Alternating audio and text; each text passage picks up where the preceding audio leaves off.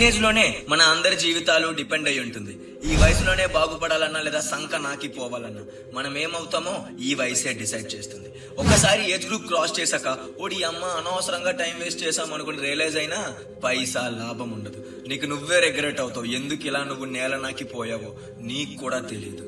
అందుకే చెప్తున్నాను, నీ కలల్ని అండ్ కోరికల్ని ఫుల్ఫిల్ చేసుకోవాలనుకున్నా చేతిలో కాసులు ఉండవు. పోనీ బుద్ధి పుట్టి ఏదో ఒక పని కష్టపడి చేద్దామనుకున్నా నీ ఒంట్లో ఓపిక ఉండదు. అలాంటి సమయంలో నీకేమనిపిస్తుందో తెలుసా? చచ్చా, నాకున్న వాల్యుబుల్ సమయాన్ని వృధా చేసుకున్నానని. అదే వేస్ట్ చేసుకోకుండా యూజ్ చేసుకుని ఉండుంటే చాలా బాగుండేది, ఇలా బాధపడే అవసరం వచ్చేది కాదు అని. జరగాల్సిందంతా జరిగిపోయాక ఎంత అనుకున్నా ఏమనుకున్నా నువ్వు ఇంకేం చెయ్యలేవు. ఎందుకంటే ఒక్కసారి పోగొట్టుకున్నది మళ్ళీ తిరిగి దక్కదు. కాబట్టి నీకు ఆనందం రెట్టింపు చేసుకోవాలి, బ్రతకాలి అన్నా, దుఃఖంతో కాపురం చేసుకోవాలన్నా ఇదే టీనేజ్. ఇది నీ ఫ్యూచర్ లో మళ్ళీ రాదు.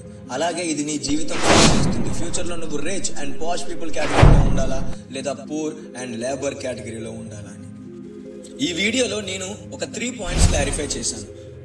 First one, don't think too much about useless things. Teenage అనేది గోల్డెన్ టైం కదా మన కెరీర్ ని సెట్ చేసుకోవాలంటే.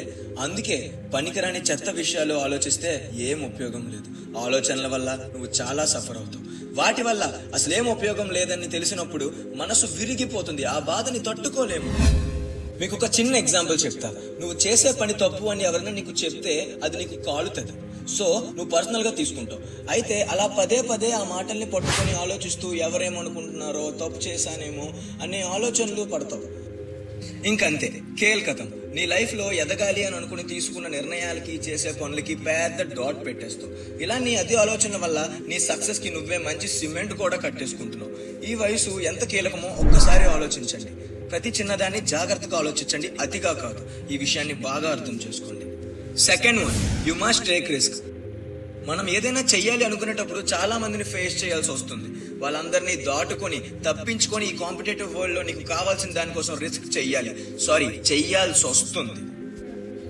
ఇన్ఫాక్ట్ ఒక అడ్వర్టైజ్మెంట్ లో ఈ చిన్న మాట మనం అందరం వినే ఉంటాం. లైఫ్ లో రిస్క్ తీసుకోకపోతే మిగిలేది రస్క్ మాత్రమే. ఓకే, ఒకవేళ ఫ్యూచర్ లో ఫ్యామిలీ బాధ్యతలంతా నీ మీద పడితే అప్పుడు నీలో ఒక తెలియని దడ పుడుతుంది. చాలా మంది రిస్క్ చేయరు. కుటుంబం కోసం ఆలోచిస్తూ నువ్వేం కంగారు పడిపోకు. మిడిల్ క్లాస్ బ్రతుకులు మనవి. అప్పులు, వడ్డీలు ప్రతి నెల ఉన్నవే. ఇవి మారవు. అన్నీ ఎలా ఉంటాయో అలానే ఉంటాయి. మన జీవితంతో సహా ఒక చిన్న చేంజ్ కూడా ఉండదు. కానీ నీకు ఒక ఛాన్స్ ఉంది రిస్క్ తీసుకోవడానికి. రిస్క్ తీసుకో, ఏదో ఒకటి చేయి. ప్రపంచాన్ని నీ వెనక కుక్కలా తిప్పుకో. ఒక ఫేమస్ పర్సన్ ఎరికా ఫామ్ రాసిన కోట్ చూడండి. If you don't risk anything then you risk even more. ఈ కోట్ లో చెప్పింది ఏంటంటే ఇప్పుడు నువ్వు రిస్క్ తీసుకోకపోతే ఇంకా ప్రతిదీ నువ్వు రిస్క్ లో పెట్టినట్టు.